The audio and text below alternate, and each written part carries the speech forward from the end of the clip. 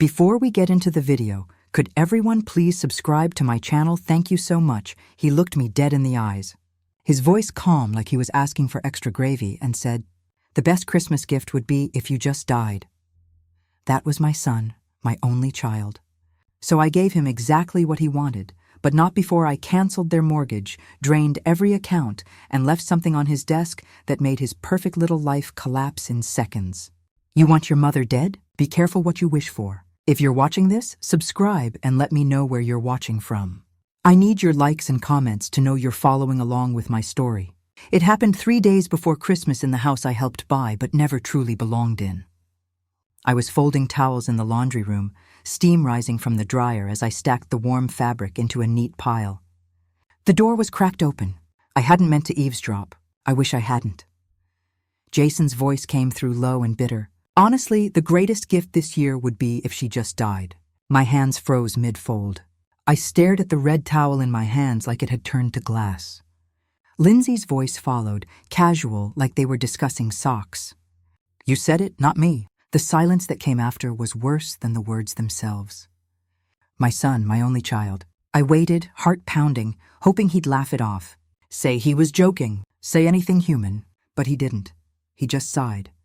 It's exhausting her being here all the time. We can't keep doing this. I pressed my palm to the counter to steady myself. The towel slipped. I didn't care. She's not dying anytime soon, Lindsay said with a sigh of her own.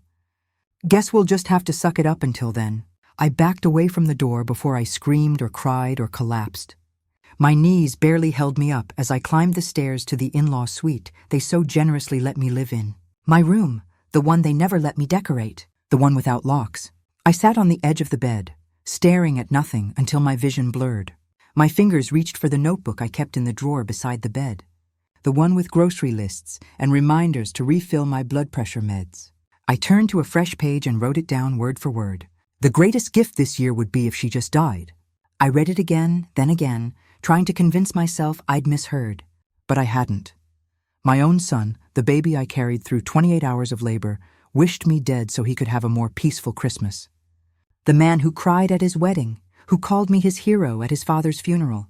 I thought about all the times I'd left extra money in his kitchen drawer when they were tight that month. The babysitting, the groceries, the 6 figures I gave them to buy this house, all of it meaningless now. I looked around my small space. The off-white walls, the single dresser, the folded blankets in the corner for when the grandkids wanted a sleepover. They hadn't wanted one in months. My throat tightened but no tears came. Just an ache. A deep, hollow ache that spread through my chest and settled into my bones. I stood and walked over to the closet, opened it, stared at the suitcases I hadn't touched since moving in 3 years ago. The small one still had the airline tag from the cruise I canceled when Jason lost his job. I bent down, unzipped it, and pulled out the envelope I'd taped inside the lining years ago. The one labeled Plan B. My late husband always said, "Trust people with your heart, not your money." I hadn't listened.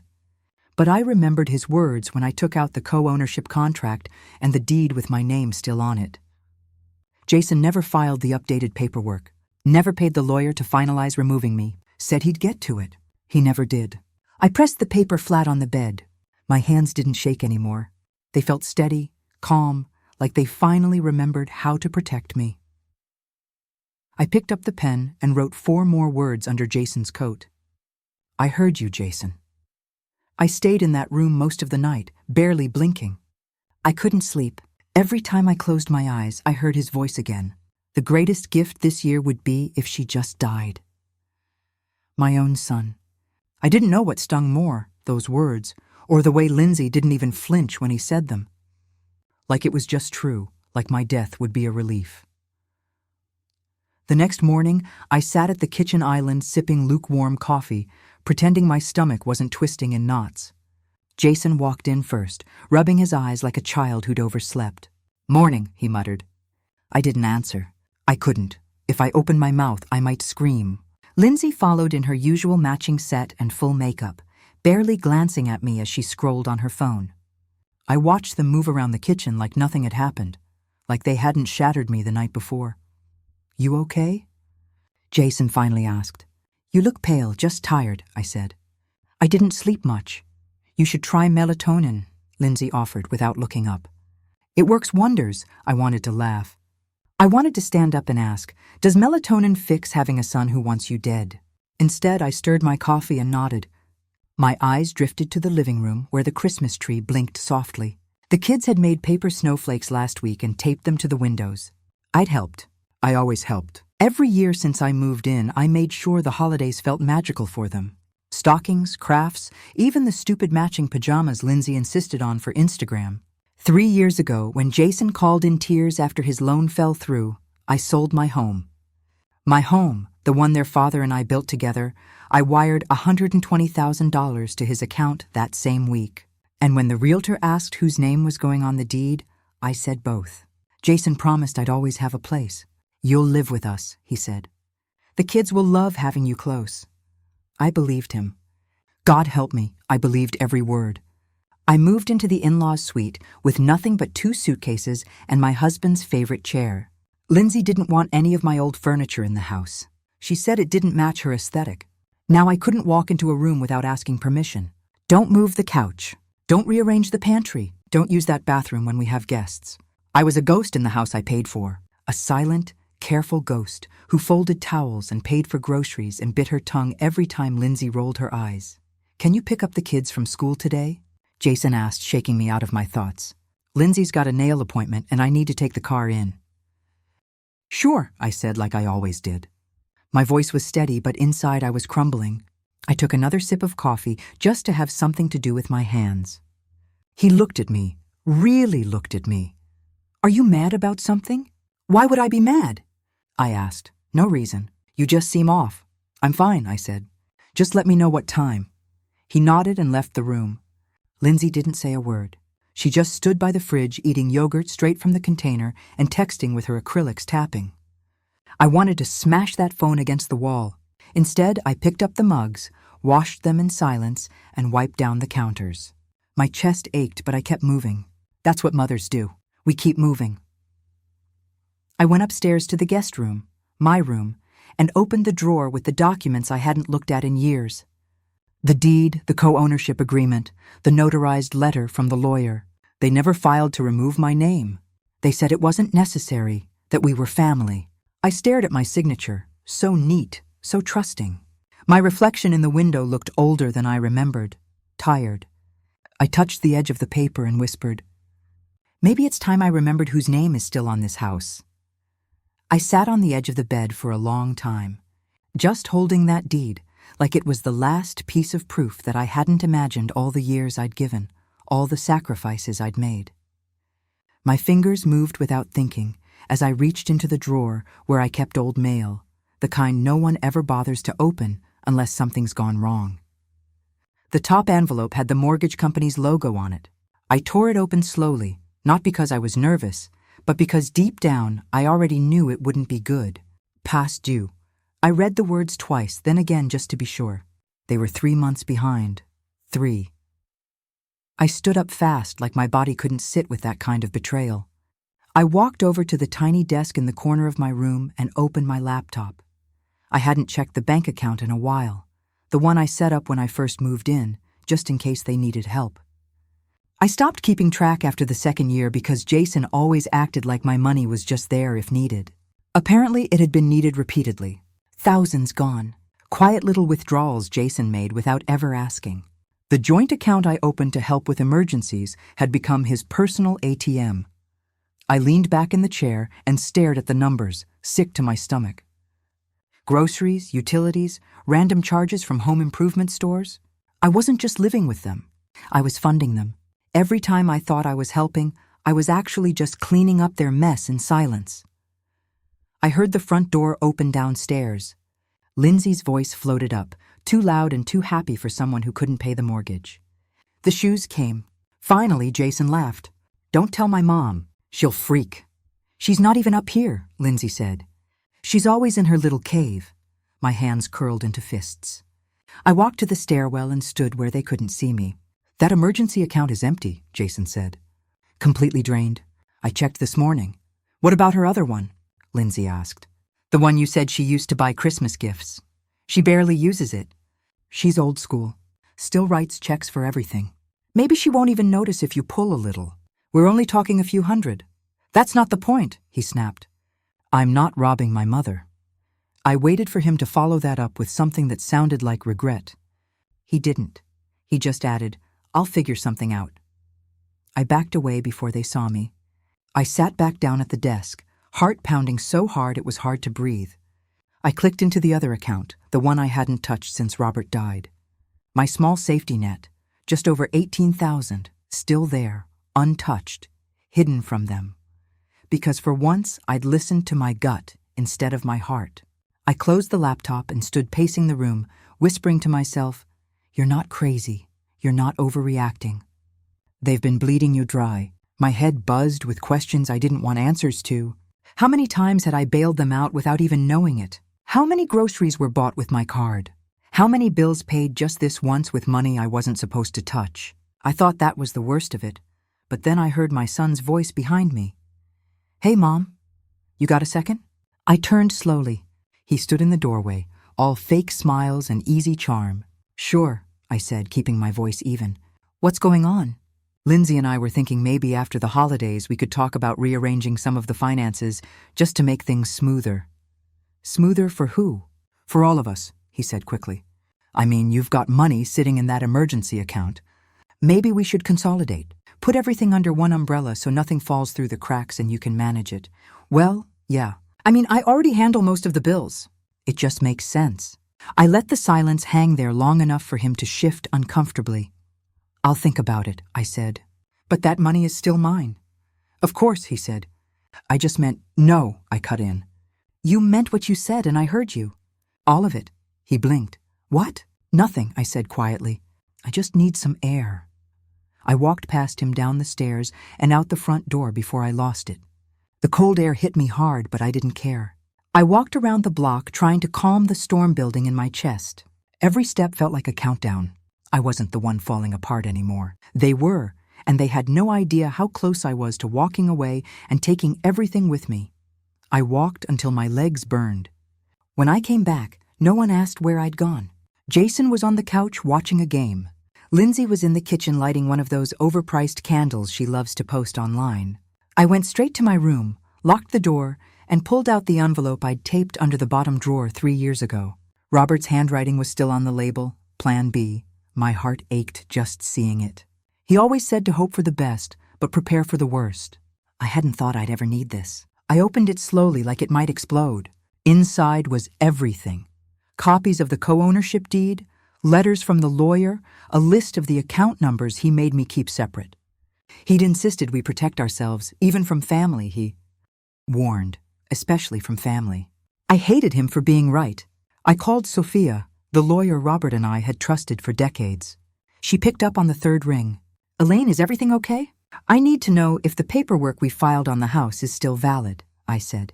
The one with my name on the deed? She paused. Of course it is. You never signed the removal. Jason never filed it. So I still legally own 40%. Yes, why? I sank into the chair and whispered, Because they want me dead, Sophia. And they don't even hide it anymore. Her voice dropped. Tell me what happened. I told her everything. The conversation I overheard, the drained accounts, the past due mortgage, and now they want control over my last savings account. They're not even pretending to care anymore. Elaine, we can act. You have power here. You're not trapped. I don't want revenge, I said. I want out, but I want out on my terms. Then we draft a notice of intent to sell. I'll have it ready tomorrow. I closed my eyes. Make sure it goes to both of them. I want this to hit hard. After we hung up, I opened my suitcase for the first time in years and started packing. Not in a panic, not because I was scared, but because I was done. I folded each piece of clothing like I was folding away the version of me that tolerated too much for too long. I packed light, just the essentials, 1 suitcase, 1 handbag, my passport. I called the airline and used the points I'd been collecting for a decade. The woman on the other end sounded cheerful when she said, "And where will you be flying, Miss Thomas?" "Paris," my voice didn't shake. "One way." As I zipped the suitcase, Jason knocked. "Mom, got a second?" I kept packing. "Sure?" He stepped in, saw the suitcase, and frowned. "Going somewhere?" "Thinking about it." "Is this about earlier?" Look, I was just frustrated. Things are tight right now. I know they are, I said without looking at him. That's why I'm leaving. You don't have to do that. No. I turned and met his eyes. I really do. Is this about the money?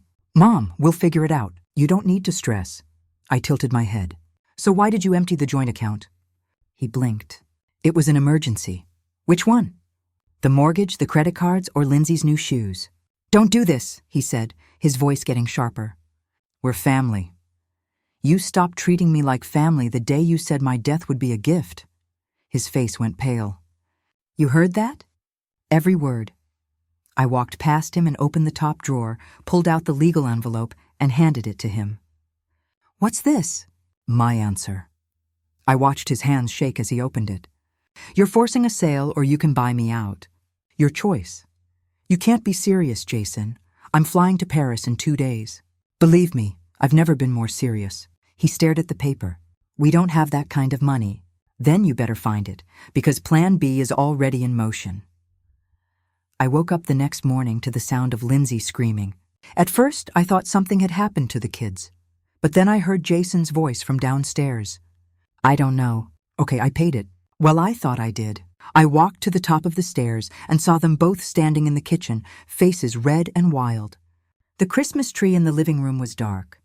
No lights, no music, no fake fireplace crackling on the TV. It was December 24th and the power had been shut off. This can't be happening, Lindsay snapped, slamming the fridge door. We have guests coming tomorrow. My mother is flying in from Chicago. We'll figure it out, Jason said. Just calm down, calm down. Her voice cracked. Did you forget to pay the electric bill? No, I thought, Mom. He stopped himself. You thought what? I said, walking down the stairs slowly. Jason looked at me like a deer caught in headlights. You thought I'd pay it? I didn't raise my voice. I didn't have to. I mean, haven't you been... No, Jason, not anymore. He rubbed his forehead. You're really doing this now? You told me to disappear, I said. This is me disappearing quietly, responsibly. Just out of the way like you wanted. Lindsay stared at me. You can't just cancel payments without telling anyone. You mean like you canceled my presence in this house months ago? I walked over to the kitchen, opened the cabinet, and pulled down a wrapped tin of cookies I'd baked for the girls. You made your choice. I'm making mine. I placed the tin on the counter and turned back toward the stairs. What are we supposed to tell the kids? Jason called after me. They'll wake up tomorrow to a freezing house and no lights. Maybe tell them the truth, I said. That some gifts come with a cost, and you ran out of credit. I spent the day finishing what little packing I had left. Folded sweaters, 2 scarves, 1 good coat. My passport was already tucked into the front pocket of my carry-on. Around 3 in the afternoon, I crept downstairs while they were arguing in the garage. I placed a small gift for each grandchild under the tree. Just 1 each. No ribbons, no glittery bags, just simple brown paper with their names written in thick marker.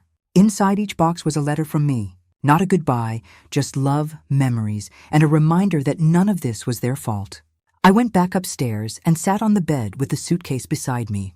For the first time in weeks, I smiled. But deep down, something felt off. My phone buzzed just before dinner. Sophia had emailed the official notice to Jason's and Lindsay's personal inboxes. Subject line, Notice of Intent to Sell Elaine Thomas. The timing was perfect. The lights never came back on. Around 7, Lindsay stormed into the kitchen, grabbed her car keys, and left without a word. Jason followed her outside, yelling. I didn't go down. I stayed in my room, listening to them unravel, piece by piece.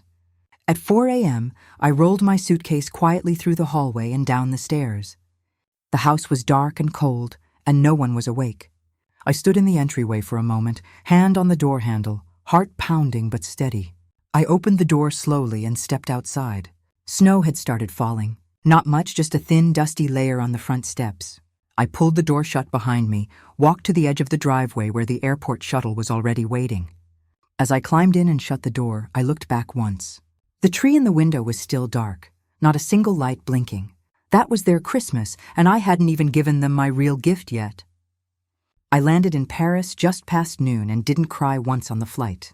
Not when the plane lifted off, not when the captain welcomed us to Charles de Gaulle, and not when the man beside me asked if I was meeting family. No, I said, pressing my lips into a smile. I left them behind. I wheeled my suitcase through the airport with steady hands and a quiet mind. The taxi ride to the apartment was long, but I didn't care. I watched the city blur past. Bright holiday banners fluttered across the buildings, people rushing in coats, lovers holding hands. No one knew who I was, and for the first time in a long time, that didn't scare me. It comforted me. I met with Lucille, a friend of Robert's from his university days. She handed me the keys to her place and said, "Stay as long as you like." I thanked her and meant it. I unpacked just enough, 2 drawers, 1 small closet. I made a cup of tea, opened the window, and just sat. That night, I walked along the sand with my coat zipped up to my chin. The air stung, but it made me feel alive. I wasn't floating in anyone's house anymore. I wasn't invisible. I was here. I'd barely closed the door behind me when my phone buzzed. Jason, then Lindsay, then again, missed calls, messages. I didn't open them. I didn't have to. I already knew what they were saying. The next morning, I opened my email and saw the one from Sophia. Subject line, "You might want to read this." She'd forwarded the thread from the mortgage company. Jason had called in a panic. The mortgage was in danger. They were in default. "Elaine Thomas is not responding," he wrote. "She must be traveling. She isn't part of the household anymore." Sophia had responded simply, "Miss Thomas remains a co-owner, and she is well within her rights to act accordingly." I read it twice, then sent Sophia a message. "Please handle everything through legal channels. I'm unavailable for direct contact." I'd been watching the Eiffel Tower sparkle from the living room window when my phone rang again. This time it wasn't Jason. It was the mortgage lender. I let it ring twice before answering. "Is this Miss Elaine Thomas?" "It is. We're calling regarding a co-owned property currently in arrears. We've received your legal filing, but we'd like to confirm your intentions moving forward." "My lawyer will handle everything," I said. "Please direct all communication to her. Miss Thomas, are you aware that the other party has expressed difficulty with the current payment obligations?" "Yes," I said, "I'm aware." "And you still wish to proceed with the intent to sell?" I stared out at the street below. "Yes, I do." After I hung up, I turned my phone over and placed it face down on the table. I wasn't running. I wasn't hiding. I was claiming space for the first time in years. I made a list on the back of a grocery receipt. One column was titled, "Things They Took." The other, "What I Have Left." The first list was long: time, money, trust, holidays, my voice, my place. The second list was shorter: dignity, proof, control, a passport, and now Paris. The next morning, Sophia emailed again. "They're begging to negotiate. Are you ready?" I didn't reply right away. I stood at the window again, fingers wrapped around my mug, watching the world move forward like I'd never existed in theirs. My son thought he could break me, but what he didn't know, what neither of them knew, was that I wasn't just gone. I was building a life where their access had been revoked. One breath, one page, one email at a time. I waited until the first week of January, not out of kindness, but because I wanted the silence to stretch. I wanted them to sit in it. Cold nights, overdue bills, no idea where I'd gone or if I was ever coming back. Then I mailed the letter. Not an email, not a text, not a call.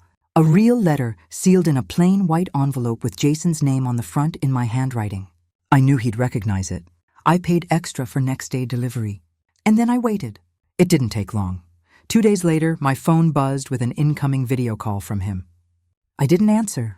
A minute later, another from Lindsay. Then her text, "How dare you?" I smiled and set the phone down on the coffee table. I'd written the letter with care. No rage, no insults, just truth. Hard, uncomfortable truth. I detailed every dollar I'd contributed, every payment I made, every sacrifice they'd forgotten. I wrote about the night I overheard them discussing the power outage, the silence, the lies. And then I wrote the final paragraph. "This house was a gift. So was I. You lost both. You can either refinance the mortgage on your own or sell and downsize. Either way, I'm done covering for people who only see me as a burden. Consider this your final Christmas gift." Jason called again. And again I finally answered on the third try. "What were you thinking?" he snapped. "You mailed the letter like this. You gave me no choice. You humiliated us. You humiliated me first, repeatedly. We didn't mean it. Yes, you did." I kept my voice steady. "And now you get to live with it. Do you have any idea what you've done? I gave you exactly what you asked for. I disappeared. He paused, and for a second, I thought I heard him choke up. "You blindsided us, Mom." "No," I said softly. "You just weren't paying attention." I ended the call before he could respond. I sat back on the couch, took a deep breath, and looked out the window at the narrow Parisian street below. A couple walked by laughing. A man in a scarf carried a baguette under one arm. Life kept moving. I hadn't thought about revenge when I wrote that letter. It wasn't about revenge. It was about reclaiming something that had been chipped away at for years. My worth. That letter wasn't written to hurt. It was written to end the bleeding. To stop pretending that love means letting yourself be drained dry. Later that night, I got one more message from Lindsay. Just one sentence: "You've ruined us." I read it twice, then deleted it without replying. Their ruin wasn't my doing. It was their entitlement, their manipulation, their belief that I'd keep giving no matter how cruel they became. My only crime was finally saying no. I poured myself a glass of wine, sat by the window, and opened the little notebook I'd started keeping. At the top of the next page, I wrote one word: freedom. And just below it, another: finally. I hadn't planned on responding. I really hadn't. But when Jason sent that last message, "You owe us at least a conversation," something inside me snapped. I stared at the screen, heart pounding, lips pressed tight. Then I called him. "One ring, two," he picked up. "You finally decided to talk." "This isn't a conversation," I said. "It's clarity. We're your family, Mom. You're the people who watched me cook, clean, pay, babysit, and still whispered that I was in the way." He went quiet. "You said the greatest gift would be if I just died. Remember? I didn't mean it like that, but you said it. And you meant it enough to let her say it in front of you, and you didn't stop her. You're twisting everything." "No," I said calmly. "I'm finally seeing it straight. We didn't ask you to leave like that. You ghosted us. Left the kids confused. I left letters for each of them. I made sure they'd never blame themselves. Can you say the same? We're drowning, Mom. The mortgage is underwater. Lindsay's mom backed out of helping. We're selling furniture to stay afloat. You built a house on a foundation I paid for, and now that I've stepped away, it's collapsing. That's not on me. So what? You just abandoned us?" "No," I said, "I'm holding you accountable. We're not bad people." "You're not evil," I said. "But you were selfish. You were entitled. And you treated me like a live-in ATM with no feelings." "That's over. What do you want from us?" "Nothing. That's the point," he sighed. "So that's it. No, you'll hear from Sophia. She's drawing up the documents. The house will be sold. You'll get your share after I take mine back. What's left is yours to rebuild with." "Rebuild with what?" "There's barely anything left." "Then maybe you'll finally understand what it's like to start over." I hung up. My hands were shaking, but not from fear. Relief. I stood up, walked to the mirror above the fireplace, and looked at myself for a long time. Not to check my hair or makeup, just to see who I was now. Not a ghost, not a doormat, not the woman who quietly disappeared to make others comfortable. It was someone who drew a line and stood behind it. I was someone who stopped bleeding for people who never offered a bandage. That night, I went out for dinner alone. To a little restaurant near the Route Clear. The waiter asked if I was celebrating something. I almost said no. Then I smiled. "Yes, I am." I didn't explain. I didn't owe him that. I didn't owe anyone anything anymore. When I got back to the apartment, I poured a glass of wine and sat down to write in my notebook again.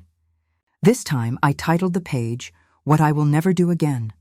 I wrote, "I will never beg to be respected. I will never explain myself to people who only listen to respond. I will never call it love if it leaves me empty." My phone buzzed once more. A photo from Jason. The Christmas tree, half lit, ornaments sparse, kids asleep in the background. No message, no caption, just the image. I stared at it for a few seconds, then turned my phone off and closed the notebook. I wasn't swimming back. That bridge had burned, and I didn't miss the smoke. The final papers came through on a Tuesday morning. The apartment was quiet, except for the faint ticking of the kitchen clock. I sat with the documents in front of me, rereading every line. It was official now. The house was sold, the debt settled, the accounts cleared. Jason and Lindsay would receive what was left.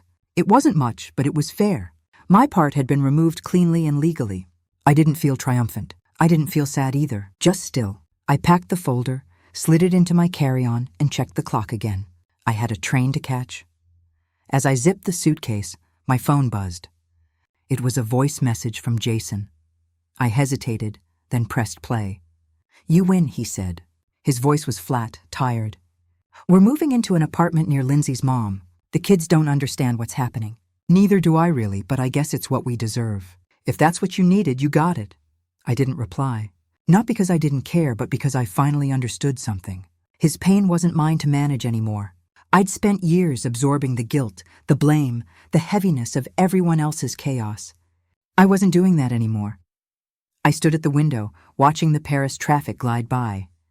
Then I turned, wheeled my suitcase to the door, and locked the apartment behind me. The taxi driver helped me load my bags. "Business or vacation?" he asked. "Closure?" I said quietly. He nodded like he understood. Maybe he did. At the station, I found my seat, sat back, and watched the city blur past. I thought about the woman I used to be, the one who kept the peace, the one who swallowed her voice to keep the family together. That woman was gone. She didn't just leave. She evolved. My thoughts drifted to the kids. I missed them. That part still ached. But I'd left each of them something. Letters, photos, memories. One day they'd read those letters. One day they'd understand that love isn't measured in how much someone gives until there's nothing left. It's in the boundaries they draw to survive. I pulled out my notebook one last time. At the top of the last page, I wrote, "I didn't just walk away. I walked toward myself." I stared at those words, then added one more line beneath them. "Let them learn from the echo of my absence." As the train rolled forward, so did I. Not toward revenge, not toward regret, but toward peace. The kind you earn, not the kind you beg for.